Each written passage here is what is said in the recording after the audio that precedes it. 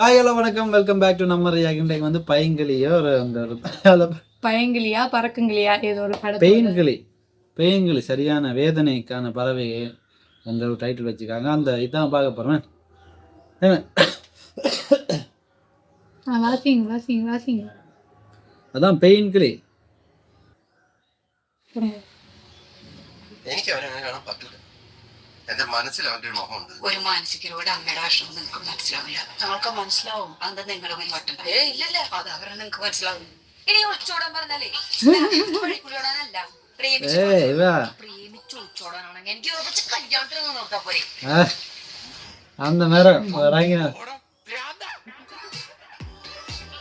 എനിക്ക് സൂചിച്ചേട്ടനെ ഭയങ്കര ഇഷ്ടാ. I love you. ഈ ജീവിതം എന്ന് പറയണതേ ചിലപ്പോഴൊക്കെ ആഘോഷിക്കാൻ കൂടിയുള്ള അല്ലെങ്കിൽ നിന്റെ ഫാമിലിയോട് വെച്ചിട്ടേ ഇങ്ങനത്തെ മെമ്മറി സെറ്റ് ആവില്ല. നീ വല്ല ഗുണ്ടുകളെയും പ്രേമിക്കണം. സ്റ്റെപ്പ് 1 ചിരി.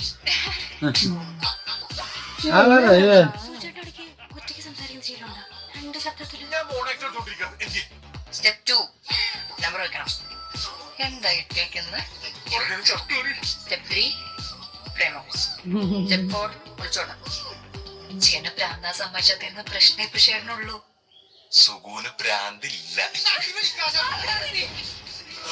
5 ദിവസം പോലീസുകാരെ നിന്റെ വീടിന്റെ ഉമ്മറത്ത് വന്ന് നിൽക്കും.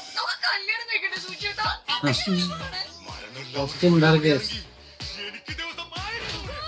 നിന്റെ ഓരോ നോട്ടം എന്നെ കൊല്ലും. നിന്റെ ശ്വാസത്തിൽ ഞാൻ പുലർത്തിയിരിക്കും. ചേട്ടൻ ചാറ്റും മഴയും ചക്കവത്തത് ഗ്രൂപ്പിൽ പോസ്റ്റ് ചെയ്യുന്നുണ്ടല്ലേ? മഷിത്തണ്ട് മാങ്ങക്കറി എന്ന ഗ്രൂപ്പിലാണ് പോസ്റ്റ്.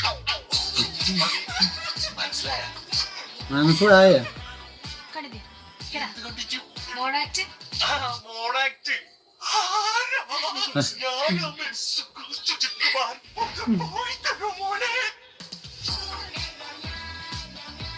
February 14. பகத் ஃபாசில் அவங்களும் நிறைய இதாக ப்ரொடியூஸ் பண்ணுறாங்க. உண்மையாக வந்து டெய்லர் வந்து நல்ல காமெடியாக வித்தியாசமாக நல்ல கலகலன்னு இருந்தது. நம்மட ஹீரோ வந்து தெரியும் உங்களுக்கு, அம்மன். அதாவது ஆவேசத்தை செம்மையா ஆக்ட் பண்ணிப்பா. Super acting. அவர்கிட்ட வார சீன் எல்லாம் சிரிச்சு வயதே நந்துடும். அந்த மாதிரி இவர் இப்போ வந்து இதுல நடிக்கிற வேற வந்து பொன்மான்ன்ற ஒரு படத்துல நடிச்சிருக்க.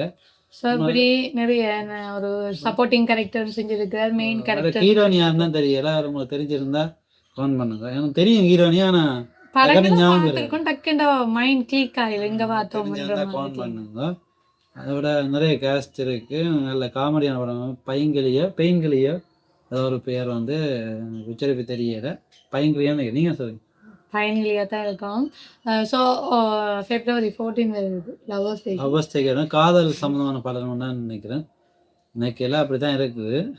சரி, உங்களுக்கு பிடிச்சிருந்த டீஸை லைக் பண்ணி ஷேர் பண்ணி கமெண்ட் பண்ணுங்க. நம்மளோட சேனலை சப்ஸ்கிரைப் பண்ணுங்க. நன்றி, வணக்கம்.